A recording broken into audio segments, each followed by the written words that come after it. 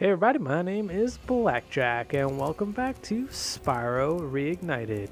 Last time we did Twilight Harbor and this time we're going to be taking on the game's hero, Gnasty Gnorc, as well as the credits.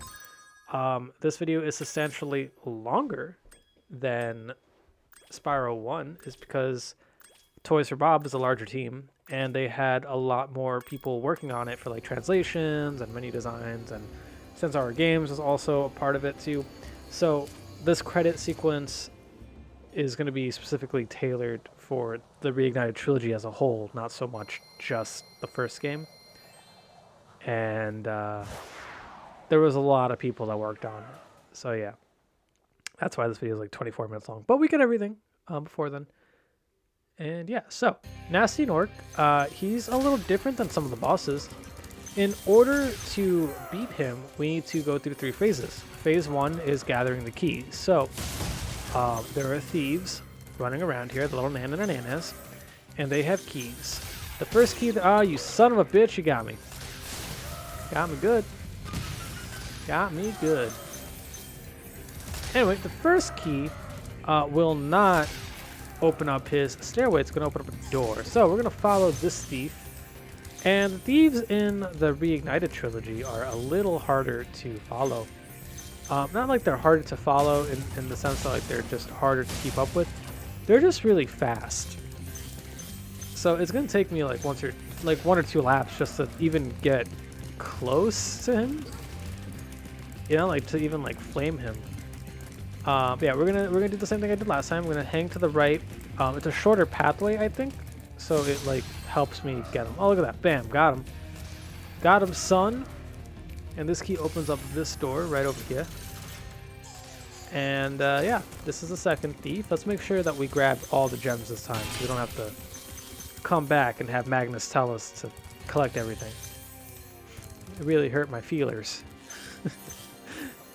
Yeah, so boom, boom. Grab the gem this time, Spyro. There we go. I'm gonna blame Sparks. You didn't do your jobs there, Sparks. Fuck you. I'm just kidding. I love you, Sparks. So we're gonna follow the thief. And much like in the original game, we want to hug the walls as best we can. Hugging the walls gives us a tighter turn. Means that we're traveling less distance, which means we're gonna keep up with them a little better. But since this is the Reignited trilogy, the thieves are a little faster than I think they should be. But, oh, there we go. I was going to say, it's going to take me like at least another round to catch up with them. But yeah. And just like that, we have enough keys to open up our hero's stairway. And phase 2 commences with Gnasty running away like a true hero would. Adversity, thy name is Spyro. So Gnasty's gonna run away, and what we're gonna do is we're gonna just break all these chests, collect all the gems. We're gonna let him run, because we got money to collect, my boys. Alright, I'm a greedy motherfucker. And Gnasty, he's going to make it to a podium, and once he makes it to a podium, he's gonna turn around. And then he'll launch a magic ball, and if he launches a magic ball, or rather if he just makes it on the podium, I think in this game. I don't think he has to launch a magic ball here. But he'll run away. And the only way to get him to stop running away is if we keep up with him. So once he makes it onto the podium, he'll stop. It'll give us enough time for us to catch up to him, and then we can flame him. Hit him with some hot rhymes, you know? And we're pretty much Eminem and he's Machine Gun Kelly. We gotta make sure he changes genre. Is how hard we gotta hit him with these hot rhymes. I was checking the pillars back there just to make sure I didn't miss anything. Because phase 2 is a little difficult. I see I took too long, so now he's going to run back around. That's okay. We're going to try that one again. And then, boop. And I got an achievement there, and I don't know what I did to receive that. I truthfully don't remember what I did. But hey, whatever. Phase 2 begins with jumping on this platform. And jumping on these platforms triggers the other platforms to slowly retreat. Once we make it to Gnorc, and I missed. Okay. Alright, we're going to try phase 2 one more time. There we go. So, once we make it to Gnorc, we're going to flame him, and once we flame him, that's it. And we're gonna trap Gnorc, right? That's Spyro's plan. We're gonna trap Gnasty Gnorc. And yeah, and there really isn't much to say outside of just make the jumps. They're not that hard. And there we go. We're gonna just flame him, and that's the end of the game. Skill point acquired. You're toast, Gnorc. We fucking murdered him. I did not see that coming. At all. Thought we trapped him. That was the plan, right, Spyro? To trap him, right? Sorry I took so long. Almost forgot about you guys. Yeah, Spyro was too busy Gnasty Gnorc? fucking murdering people. Gnasty Gnorc is toast. Oh no, he's dead. Now there's order again in the Dragon Kingdom. Well, mostly. I've still got some treasure to find. We What will you do next? we roasted an individual, I'd say the sky's the limit. and then when he retaliated, we fucking killed him. Dragons are metal as shit, yo. Don't fuck with dragons. They'll make fun of you. Don't say nothing. You know, we gotta change genres of music once they once they start shit. All right, and that is Spyro the Dragon Reignited. I'm only tackling the first game right now. Eventually, I'll do 2 and 3 sometime later in the future, maybe in like a year or so. But yeah. I really enjoyed the remaster. All 3 games, and for the most part, all 3 games, I really enjoyed. But this first one in particular, I really enjoyed. I love the character designs of all the dragons. I love the redesigns of most of the enemies, if not all of them, except for maybe the guys with the guns. Those are like the only ones I can think of that I probably didn't like as much, but that's just because I have an issue with them changing the aspect of the character design, you know, because they're military guys, they're Marines, so why are they shooting me with paintball guns? It doesn't make much sense to me. But hey, whatever. That's probably a way more complicated issue than just giving a fucking Gnorc a gun. You know what I mean? Like, it's probably a lot more complicated than that. But yeah, that was Spyro the Dragon. I hope you guys really enjoyed it. And for those people who have never played a Spyro game growing up like I did, like if you're like me and your first, yeah, see, since our games worked on Spyro 3. It's weird that they're talking about Spyro 3. We're not even on Spyro 3. We're on Spyro 1. Anyway, that's beside the point. For those of you who have never played a Spyro game until like you're much older, I hope that the Reignited trilogy is a good one for you, like a good method to play it, because I've had experience with like a really young kid, and like seeing the light in her eyes as she watched Spyro running around like flaming the bad guys, like, was amazing to watch. And she only played the Reignited trilogy. I think she's played like the originals, but she was too young to really remember them. But this was like her first experience. I really don't want to talk much about it because that's kind of in the past now, but that was like, I remember that. And I really hope that other people who have kids who grew up with Spyro can like show them Spyro the Dragon Reignited and like have them have a piece of the magic that Spyro the Dragon really had, because I didn't grow up with Spyro the Dragon. I grew up with like Crash Bandicoot and Kingdom Hearts and Mortal Kombat. Was it Mythology, Sub-Zero, something like that? This is the platforming one for N64. Like, that's what Hey You Pikachu. Like, those are the games that I grew up with playing. And then when I got older, I went to like moving tie-ins like Shrek 2, Spider-Man 2, Spider-Man. Ratchet and Clank was like one of the big ones that I grew up playing a lot. So yeah, Spyro the Dragon. I didn't grow up with it, but I see it. I see why those who have grew up with Spyro the Dragon, they hold it to such high regard. It's just one of those games that like, when like you're a kid, it's like magical. It's weird. Like, it's a weird experience. Like, it really is. Maybe not so much the first game, but definitely like 2 and 3, I want to say. Well, maybe not 2, but 3 definitely. Like 1 and 3 are the really good ones. But yeah, I really enjoyed it. I remember when this was coming out, I bought 2 because I never played 2. And I was like, I never played 2, and I might as well play it now before the Reignited trilogy comes out. And I like beat that in an hour, in like not an hour, in like a day or 2. And I was like, that was really underwhelming. But 3 blew my fucking mind. I can't wait to play through. I gotta get these games physically, I think, is my next step. That's like my next thing to do, is like pick them up physically. Before I even get 2 and 3. Because I have 2 digitally. I don't think I have 3 digitally. I have 1 and 2 digitally. But 3 I think I was not important. It's not important anymore. But at one point I was able to play it physically, but I didn't. Like, it wasn't my copy of the game. But yeah, Spyro the Factory. Spyro the Dragon. Good series. Damn, I gotta fill out another 13 minutes of these credits. Man, these credits are dumb long. There's so many companies that went into making these games. GhostBot, Senzaru, the other one, Toys for Bob, BlakJak Digital. Like, wow, there's so many people that worked on this game. Normally when it comes to credits like these long, I'd like to just stay silent, but my mic, the new one that I'm using, I don't know how to mute it. Like on my old headset, I would just I would click a little button, this one,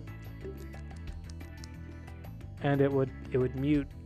I don't even know if you guys hear that, but it would mute the mic on my headset, so I could just leave and do whatever. But with this mic, I can't really do much about that. But it gives me more freedom because now I can use my expressive hand gestures because I talk with my hands a lot, and I'm not hitting the mic with my fucking sausage hands. You know, I'm not slapping the mic by accident. Although when I turn my head, it's look at something at the door. Sometimes my headset hits the mic part, this part, the little ring thing that blocks the mic. Sometimes it hits that, and I hope that doesn't pick up too badly. Hopefully. But I'm really excited. I'm glad this is finally over because I recorded this not that long. I mean, yes, long ago. I think it was 6 months ago, but in terms of the relativity of when I recorded this, the second that last episode of Yakuza went up, I was recording Spyro. The second one up.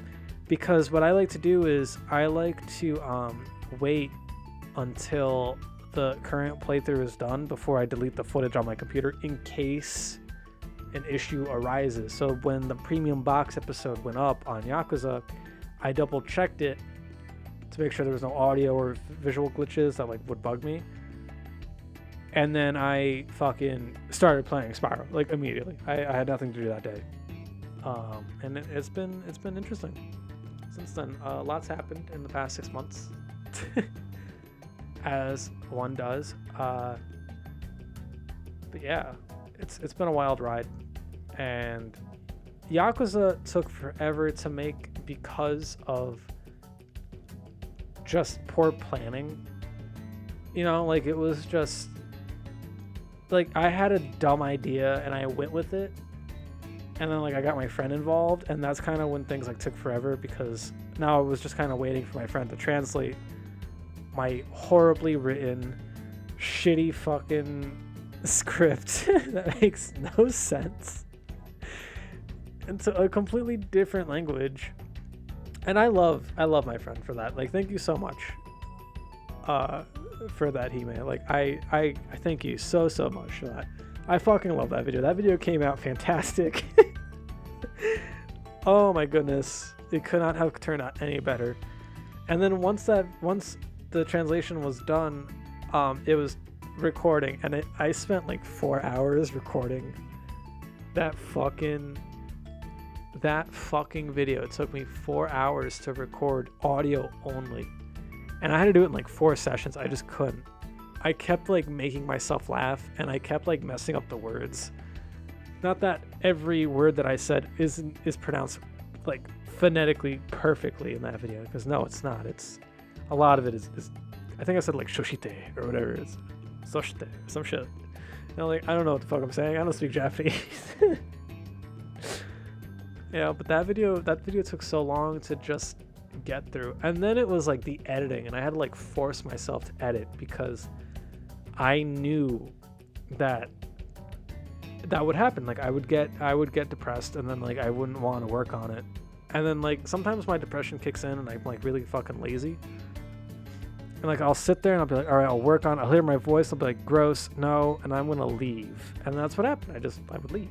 I wouldn't work on it. And then it was like almost a full year of that. I forgot how long it took to make that video. It was like 8 months. But once I finally got it done, it was like this weight was lifted off of me. And I was like, relief.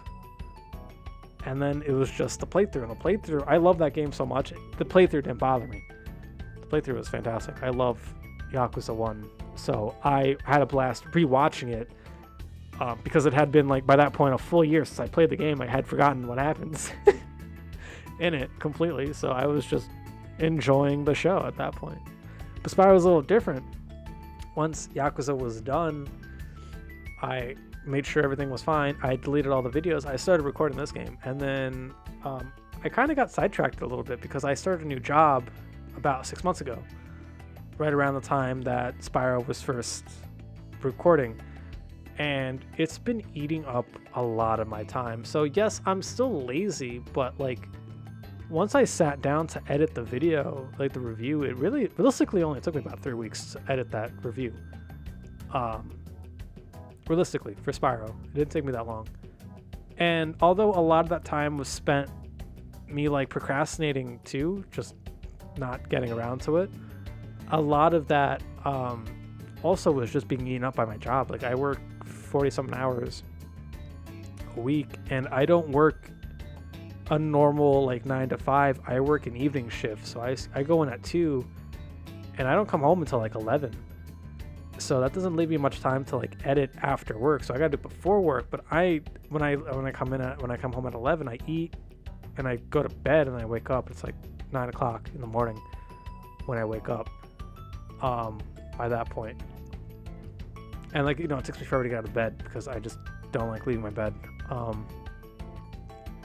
So I had to like force myself to start like new morning routines just to even have a hope of editing this video and getting it done, like getting this playthrough done. So that's what I've been trying to like get through, is like time management. Really, it's always something I've struggled with, and I'm sure other people out there also struggle a lot with like time management and like just finding the time to do things. And it's tough. It really is. It's hard to like set aside time to do things. Especially to me, like if I'm working an evening shift, my whole day is ruined because now I'm thinking about work the second I wake up. It's like, all right, I got to do this before work. I got to do this before work. I got to make sure I have this done before I go to work because I have to schedule out a time to travel to work. I work in the city now, and with traffic, I have to leave at least 2 hours early before my shift. So if my shift starts at 12, I got to make sure I leave the house by 12. If I start at 2, I got to make sure I leave the house by 12. To just even have a chance to make it on time to work. And that right there is 2 hours of my day gone. You know what I mean? Like, and we're not even talking about like lunch, and like I got to find time to like work out because I believe like I've only been gaining weight, and it's like really hard. So I like a few years ago, back in 2020, before COVID started, COVID's changed a lot of things. We all have suffered many losses in COVID.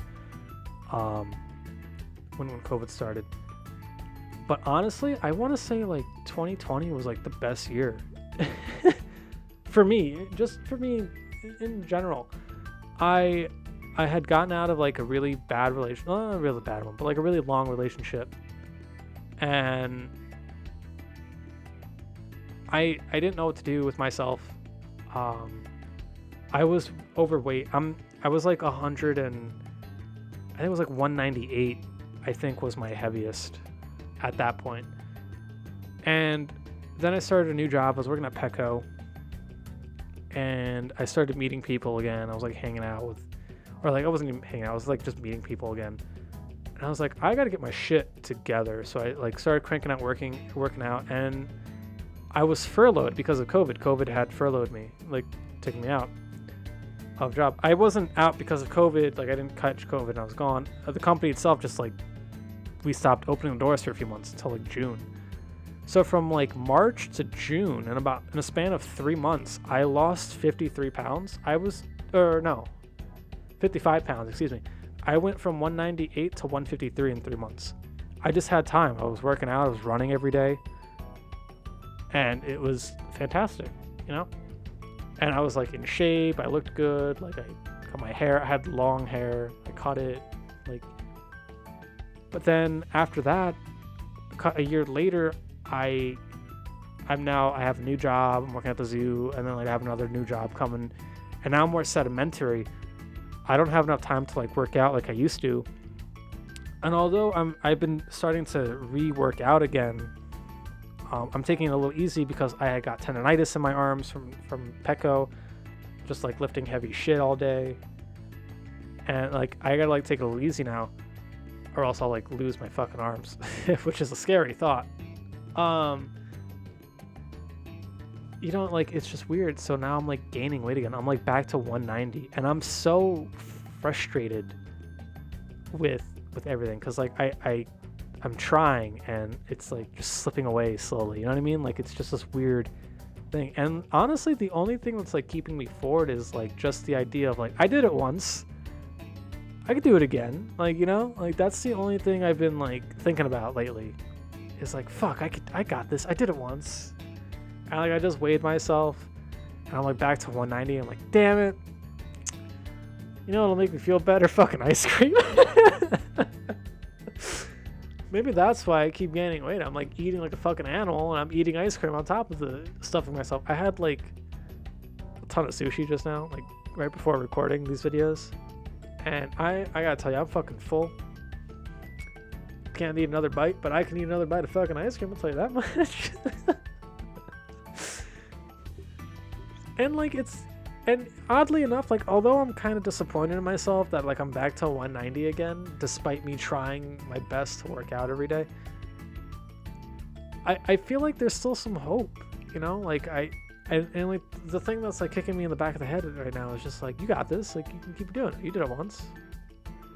And I'm like kind of happy I'm tying that to Spyro, because to me, I never grew up playing Spyro.